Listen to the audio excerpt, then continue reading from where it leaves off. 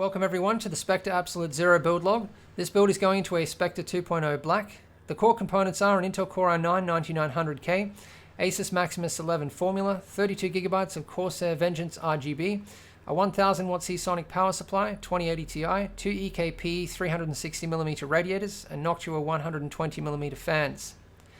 You can see how quickly the core components go into Spectre. It's only taken a few minutes to install them. Of course, not including all of the preparation, installation of the water blocks, customization of the fan cables, which we have a special method for to get them nice and clean. When I install the radiators into Spectre, and this also goes for Wraith, I just installed 2 bolts diagonally because you will need to loosen them back off to position the radiators to line up your tube runs.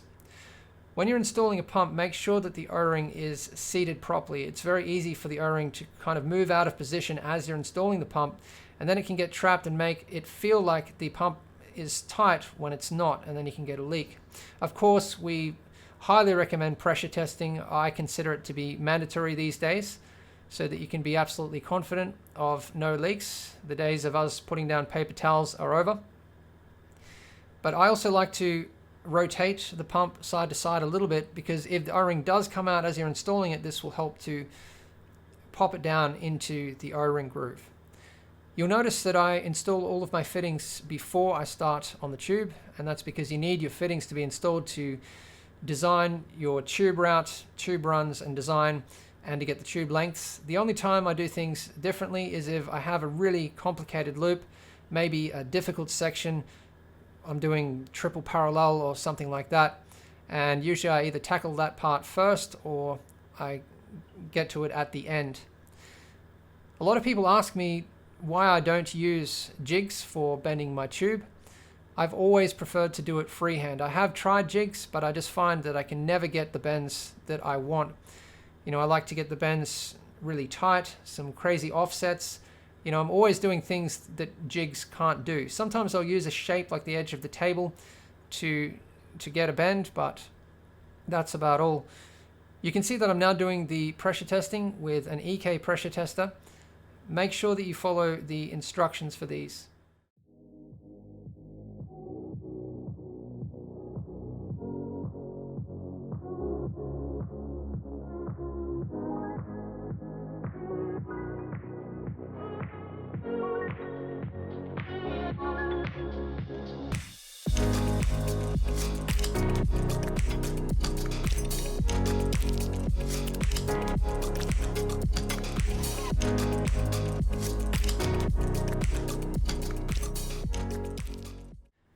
Some of the things that makes Spectre and Wraith's loops really easy to fill is the fact that the fill and drain ports are right out in the open on the back where they're easily accessible. Unlike most builds where they're kind of stuck up in the top right hand corner in a tight spot somewhere at the top of the reservoir. And also the visibility is just a huge plus, being able to see where the air is and exactly what's going on at all times. So I had to cycle this one what's usually about 3 or 4 times for any build, no matter what, before you get full circulation. And you will notice that air does get trapped at the top of the reservoir, but this is easy to get out. It just comes out when you switch off the pump.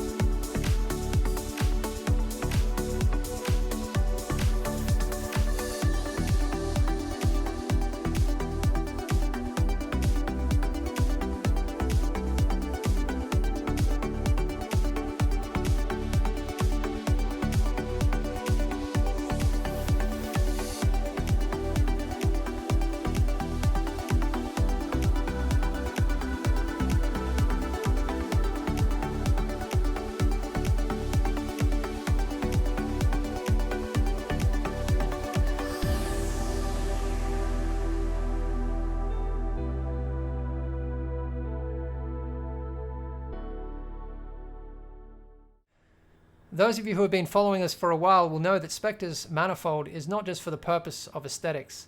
When I first saw distros years ago, I just couldn't come to terms with putting in so much design time, the CAD work, the machining, the cost into something that could only be used in a single configuration. What about when I wanted to upgrade? And why couldn't there be another purpose for it aside from just aesthetics? And so I looked at the distro and I thought, what is behind this idea? It's actually integration, because you are integrating parts of the liquid cooling system into a structure. And so that's where the idea of Spectre started. I don't mind doing crazy one-offs which are creative and have custom paint. I mean, as you know, things that are just purely for aesthetics. But when it comes to designing a product, we always start with function. And so you can see the integration in Spectre is not just the liquid cooling components, but also the cable management and the cable routing. And this is really the entire reason for the manifold to exist, is integration. And there's a lot of other interesting things that you can do with integration, such as optimization, because you have control over components. And normally when we're designing individual components, such as a reservoir, you have to be thinking entirely about compatibility, and you don't have this option, to take optimization as far. So just one very simple example is the routes in the distro actually have far more fluid volume than 16 millimeter tube. So the flow within the distro is much higher, and the performance. And it also means that you're not just purchasing a case, but many of the liquid cooling components and other things that are integrated, and this greatly increases build efficiency. For example, the cable management in Spectre takes about 15 minutes, and most of this time is spent getting the cables to look nice and clean where they plug into the components.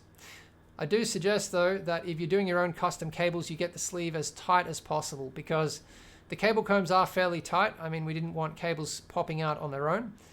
And so if your sleeve is loose, it is going to possibly get caught on the cable combs. And when you're removing the strands from the cable combs, if you need to, make sure that you push the strand to one side first and bend the cable comb a little bit to open up the gap. Don't just pull it straight out.